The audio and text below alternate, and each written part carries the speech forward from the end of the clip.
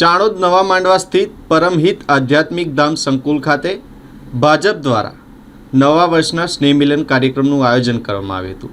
આ પ્રસંગે ધારાસભ્ય શૈલેષભાઈ મહેતા વિશેષ ઉપસ્થિતિ નોંધાવી હતી અને સાથે જ તેઓએ જણાવ્યું કે આત્મનિર્ભર ભારતના સંકલ્પને સાકાર કરવા માટે આપણે સૌએ એક દિશામાં કાર્ય કરવું જોઈએ। ડભોઈ વિધાનસભાની ચાણોદ જિલ્લા પંચાયત સીટનો ભારતીય જનતા પાર્ટી દ્વારા નૂતન વર્ષના સ્નેહ મિલન સમારોહનું નવા માંડવા સ્થિત પરમહિત ધામ આધ્યાત્મિક સંકુલ ખાતે આયોજન કરવામાં આવ્યું હતું। સમારોહના મુખ્ય અતિથિ ધારાસભ્ય શૈલેષભાઈ મહેતા અને ઉપસ્થિત મહાનુભાવો દ્વારા દીપ પ્રાગટ્ય કરી સૌનું ઉમળકાભેર સ્વાગત કરવામાં આવ્યું હતું। પ્રાસંગિક ઉદ્બોધનમાં ધારાસભ્ય દ્વારા ભાજપ સરકારે વિસ્તારમાં કરેલા વિકાસ કાર્યો તેમજ આગામી દિવસોમાં વિધાનસભા વિસ્તાર સહિત ચાણોદ જિલ્લા પંચાયત વિસ્તારમાં હાથ ધરાનાર અનેક વિવિધ વિકાસ કાર્યોનું રૂપરેખા રજૂ કરી આત્મનિર્ભર ભારત અને હર ઘર સ્વદેશીના સંકલ્પ સાથે સૌને નૂતન વર્ષની શુભકામનાઓ પાઠવી હતી। ઉપરાંત આગામી એપીએમસીની ચૂંટણીમાં ભાજપ પ્રેરિત કુકરના નિશાનવાળી પેનલને મત આપી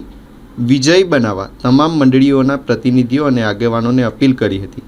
તો ચૂંટણી આવે ત્યારે જેને સામે લડવું હોય તે લડી લે, પરંતુ સરકાર વિકાસ કાર્યો માટે કરોડોની ગ્રાન્ટ ફાળવે છે ત્યારે વિકાસ કાર્યોમાં અવરોધ ન બનવા અંગે પણ તેઓએ વિરોધીઓને ટોણો કર્યો હતો। આ પ્રસંગે જિલ્લા પંચાયત સદસ્ય રેવાબેન વસાવા, ચાણોદ સરપંચ દીપ્તિબેન સોની, ભાજપ તાલુકા પ્રમુખ અલ્પેશ શાહ, મહામંત્રી દત્તુ સોલંકી, તાલુકા પંચાયત પ્રમુખ રાજન તડવી, જિલ્લા પંચાયત ઉપપ્રમુખ અશ્વિનભાઈ વકીલ, પરમહિત ધામ આધ્યાત્મિક સંકુલના નયનભાઈ શાસ્ત્રી, કુબેર મંદિરના મહંત દિનેશ ગિરિજી તેમજ અનેક મહાનુભાવો ઉપસ્થિત રહ્યા હતા। સાથે જ ચાણોદ જિલ્લા પંચાયત સીટ વિસ્તારના કાર્યકરોએ ઉત્સાહપૂર્વક સ્નેહ મિલન કાર્યક્રમમાં હાજર રહ્યા હતા।